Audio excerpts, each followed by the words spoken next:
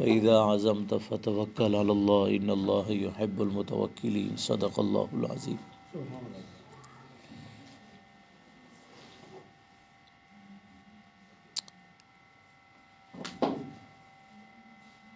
یہ آیت جو پڑھی گئی ہے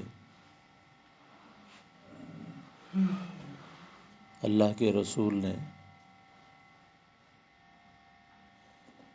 اس آیت کا مفہوم اور خلاصہ سمجھانے کے لیے تقریباً 13 سال لگائے مکے میں۔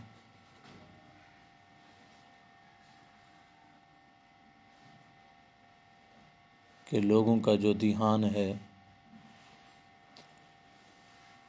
وہ اللہ کی طرف ہو جائے۔ ہمارے رسول کی 13 سالہ محنت ہے۔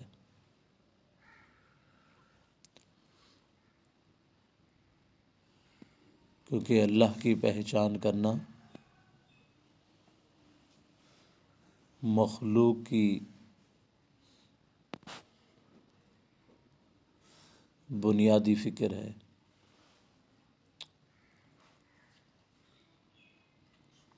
اور حضور صلی اللہ علیہ وآلہ وسلم نے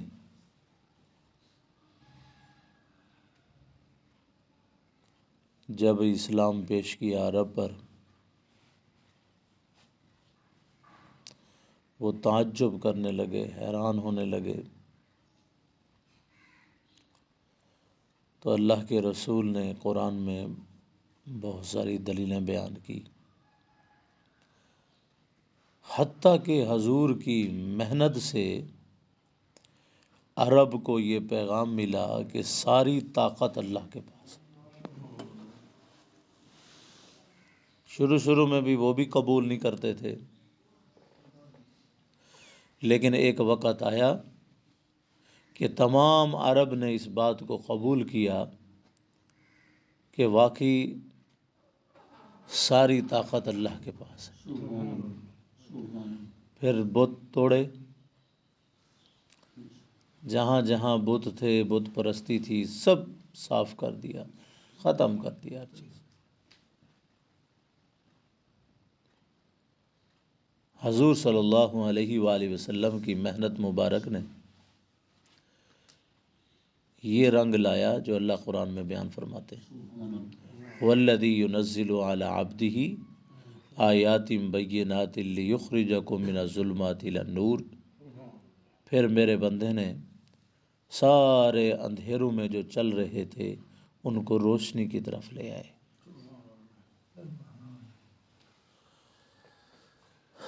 سارا جو عرب تھا، جو اندھیروں میں تھا، آپ صلی اللہ علیہ وآلہ وسلم کی محنت مبارک سے سارے اندھیروں سے نکل آئے۔ ایسے خطرناک اندھیروں میں تھے، ایسے خطرناک اندھیروں میں تھے کہ اپنی بچیوں کو زندہ دفن کر دیتے تھے، ایسے اندھیرے تھے۔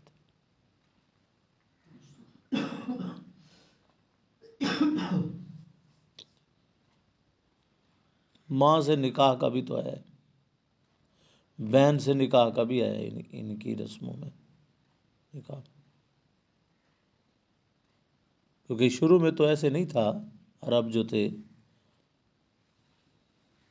یہ بت پرستی حضور صلی اللہ علیہ وآلہ وسلم کی تشریف آوری سے تقریباً 300 سال پہلے کی یہاں پھیلی ہے۔ اس سے پہلے تو محنت ہوئی ابراہیم علیہ السلام کی، اسماعیل علیہ السلام کی۔ ایک شخص آیا، خواہشات پرست آدمی تھا، اور اس نے سب یہ ساری کچھ کیا، بت پرستی یہاں مکے میں شروع ہو گئی۔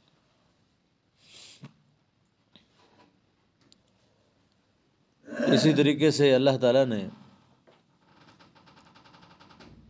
حضور صلی اللہ علیہ وآلہ وسلم کی محنت مبارک سے عرب جو بت پرست تھے، مشرک تھے، حضور نے ان پر محنت کی اور فرمائے کہ اللہ کی طرف سے پیغام یہ ہے۔ حضور نے جو پیغام دیا، فرمائے کہ پیغام یہ ہے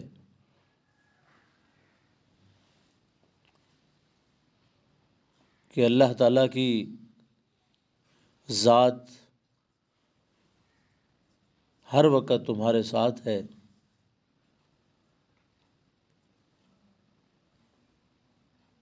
اور یہی انہوں نے سیکھا اور حضور نے سکھایا کہ اللہ تعالیٰ تمہارے ساتھ ہے۔ اور اتنا حضور نے سکھایا، اتنا حضور نے سکھایا، حتیٰ کہ صحابہ گناہ کرنے کا سوچ بھی نہیں سکتے تھے کہ ہمارا رب ہمارے ساتھ ہے، ہمیں حیا آتا ہے، شرم آتی ہے۔ یہاں تک حضور نے محنت کر دی۔ جیسے کوئی آدمی کوئی ساتھ ہو تو گناہ نہیں کرتا، تنہائی میں کرتا ہے، گناہ نہیں کرتا۔ تو حضور نے صحابہ پر اتنی محنت فرمائی، ساری جسم کی مشینری اللہ کے رسول نے ٹھیک کر دی۔ آنکھ ٹھیک ہو گئی، کان ٹھیک ہو گئے، دل دماغ ٹھیک ہو گئے۔ اللہ کے علم کو قبول کیا ان لوگوں نے، اور پھر مشینری ویسے استعمال ہوئی جس طرح اللہ چاہتا ہے۔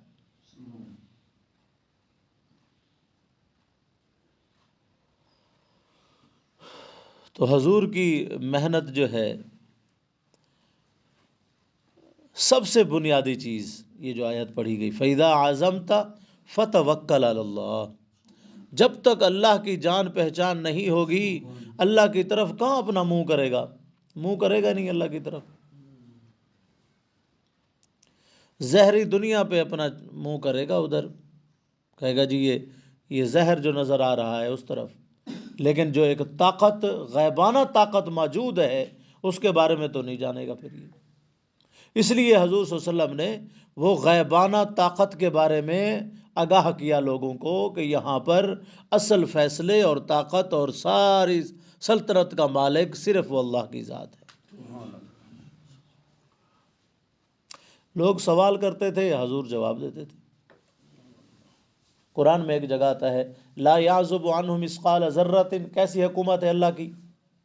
لا یعزب عنہ مثقال ذرۃ فی الارض،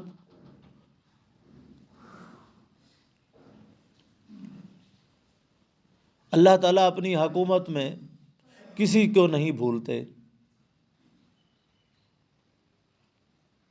ولا اصغر من ذلک ولا اکبر، جس کو اللہ تعالیٰ نے روح عطا کر دی ہے، وہ چاہے چھوٹی سے چھوٹی چیز ہے، چاہے وہ بڑی سے بڑی چیز ہے، فرمایا کہ الا فی کتاب مبین، میں نے اس کو درج کر رکھا ہے، اس کی زندگی، اس کی خوراک، اس کی ہر چیز پوری درج ہے۔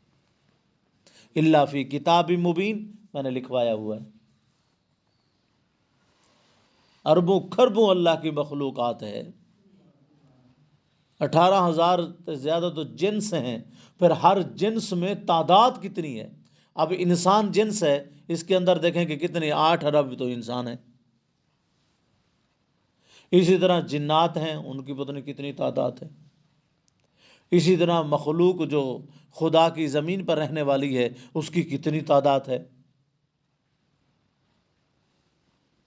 یہی چونٹی کی کتنی تعداد ہے جو ہر جگہ پر اتنا زیادہ پائی جاتی ہے، ہر جگہ پر دیکھیں۔ اور سمجھدار ایسی مخلوق ہے کہ زندگی گزارنے کا طریقہ ان کو آتا ہے کہ ہم نے کیسے زندگی گزارنی ہے، اور ہے بھی سمجھدار اتنی۔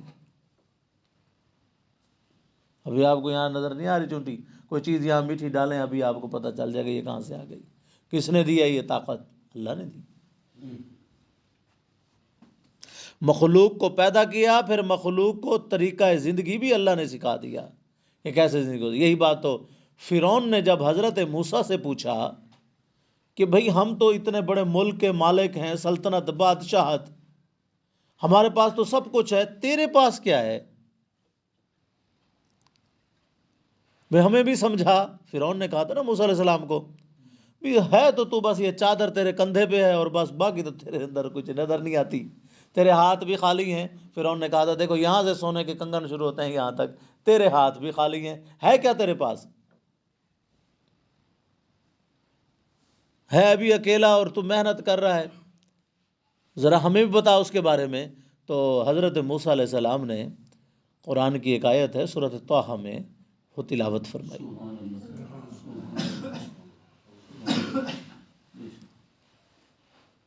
انہوں نے کہا جی میرا رب تو وہ ہے ربنا الذی اعطی کل شیء خلقہ ثم ہدی، جس نے اپنی مخلوق کو بنایا، بنانے کے بعد چھوٹی بڑی سب مخلوق کو زندگی گزارنے کا طریقہ بھی سمجھا دیا.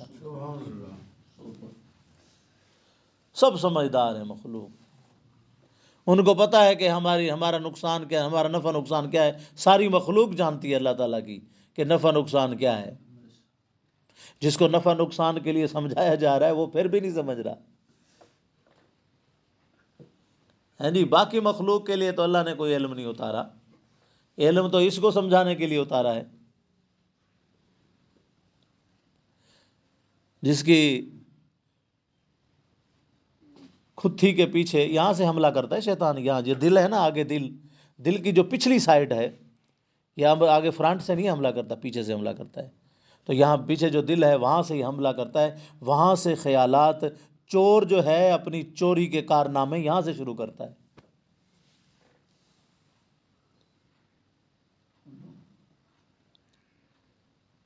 اس لیے اللہ تعالیٰ فرماتے ہیں کہ اگر تیرے پاس ہتھیار ہوگا شیطان کو لگام ڈالنے کا تو پھر تو بچ جائے گا.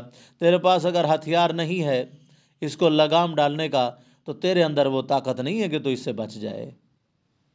دیتے ہیں حضور نے خود فرمایا، حضور نے فرمایا کہ انسان کے جسم میں اتنی طاقت ہے شیطان کے پاس، انسان کے جسم کے اندر داخل ہو جاتا ہے اور اندر ایسے بھاگتا دوڑتا رہتا ہے جیسے آپ کا خون بھاگتا دوڑتا رہتا ہے. یہ پاور اللہ نے اس کو عطا، کیونکہ موت تو اس پر ہے نہیں، قیامت والے دن یہ مرے گا، اس سے پہلے تو یہ مرنا نہیں ہے اس نے. تو یہ اپنی محنت جو ہے جاری کیے ہوئے. اور ہر عمر کے آدمی سمجھتا ہے کہ میں نے اس کو کیسے ضائع کرنا ہے، یعنی کہ اللہ کے ہاں قیمتی نہیں بننے دینا، میں نے اس کو کیسے ضائع کرنا ہے، سارے طریقے وہ جانتا ہے.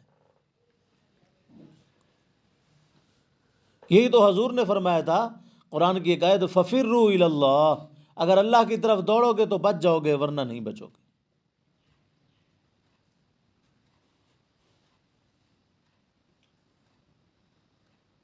ورنہ شیطان تو وہاں تک پہنچا دیتا ہے، جانوروں سے بدتر بنا دیتا ہے. پھر دنیا میں سب سے بدترین جانور انسان کی شکل میں ہوتا ہے. یہ قرآن کی وضاحت ہے، اصلاح ہے قرآن کے ذریعے. جب خواہشات دل پر غالب آتی ہیں تو لوگ باپ کو بھی قتل کر دیتے ہیں، ماں کو بھی قتل کر دیتے ہیں. تو یہ جانوروں سے بدتر نہیں؟ بتائیں، یہ ہو نہیں رہا، ہو رہا ہے یہ. اس لیے فرمایا فَفِرُّوا إِلَى اللَّهِ، اللہ تعالیٰ کی یہ جو رحمت کی چادر ہے اس میں آ جاؤ، دوڑ کے آ جاؤ. فَفِرُّوا إِلَى اللَّهِ، اللہ کے رسول بتا رہے ہیں. فَفِرُّوا مانے ہوتا ہے بھاگنا. اس بھاگنے کو کہتے ہیں جو پیچھے موڑ کے بھی نہ دیکھے، اتنا تیز بھاگنے کو. سستی کا بھاگنا نہیں ہے، بس وہ دوڑے کے پیچھے سے خطرہ ہے اور آگے جیسے بندہ دوڑتا ہے. اس لیے اللہ تعالیٰ نے فرمایا فَفِرُّوا إِلَى اللَّهِ، ایسا دوڑ کر آؤ میری طرف، پیچھے نہ دیکھو، کیونکہ تم صحیح آ رہے ہو، پھر پیچھے دیکھنے کی ضرورت ہی نہیں ہے. جو پیچھے رہے گا رہ جائے گا.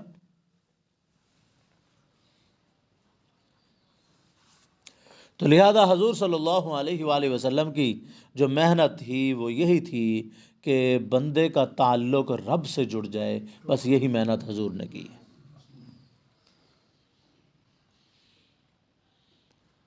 اور یہی سمجھایا یہ جو آیت ہم نے پڑھی فَإِذَا عَزَمْتَ فَتَوَكَّلْ عَلَى اللَّهِ، کہ تیرا ایمان اس قابل ہو جائے کہ ہر حال میں اللہ پر تیرا اعتماد پکا ہو جائے، بس ہر حال میں.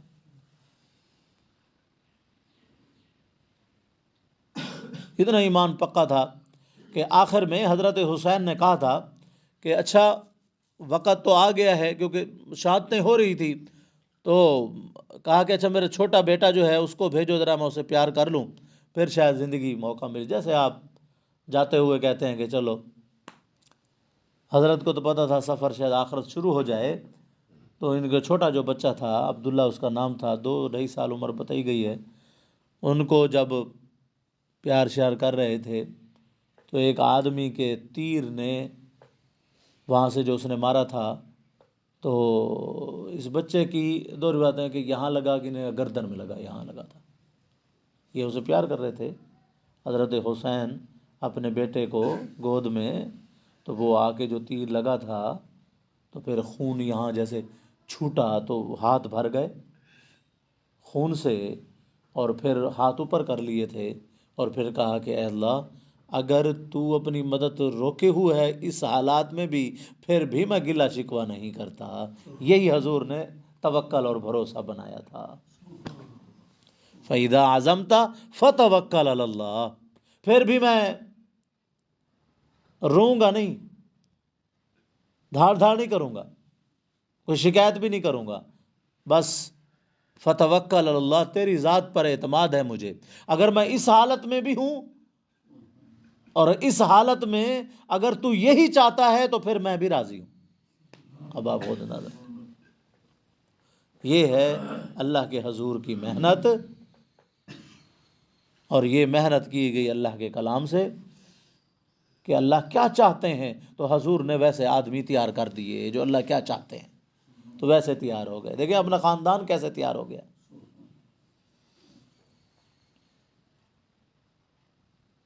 بیت کے چکر میں تھا یزید، حضرت نے سر تو دے دیا لیکن وہ پھر بھی تڑپتے رہے کہ بیعت پھر نہیں حضرت نے کی. میں کہ یہ کیا طریقہ ہے کہ ایک صحبت پسند نہیں تھی نا، کہ یزید اور حسین کی صحبت میں فرق ہے بہت سارا.